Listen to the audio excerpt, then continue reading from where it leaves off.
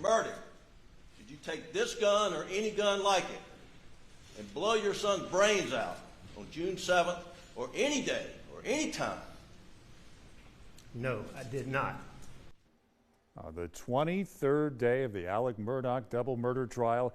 You see there, Alex Murdaugh took the stand and denied killing his wife and son. The eyes of the state and the world were on the Colleton County courtroom as the former South Carolina attorney Alex Murdaugh testifies in his double murder trial. Murdaugh is accused of killing his wife and son in June 2021. He has, of course, denied those accusations from the beginning. Team coverage tonight. We're going to start with Jason Raven on how the day started with Murdaugh admitting he lied to law enforcement in the hours, days, years following those murders. After weeks of listening to evidence and testimony surrounding his innocence or guilt in the murders of his wife and son, Alex Murdaugh takes the stand to testify in his defense. I am going to testify. I want to testify. Disbarred attorney Alex Murdaugh makes what could be his final closing argument in a South Carolina courtroom. I wasn't thinking clearly. I don't think I was capable of reason. And I lied about being down there.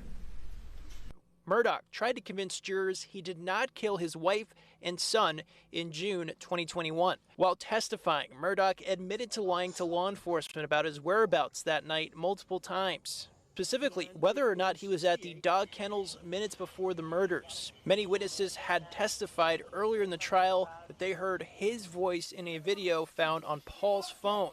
Prosecutors say that video was taken minutes before he was killed. Murdaugh blamed his addiction to opioids made him paranoid, and he did not trust the state law enforcement division. Once I lied, I continued to lie. Yes, sir. Why?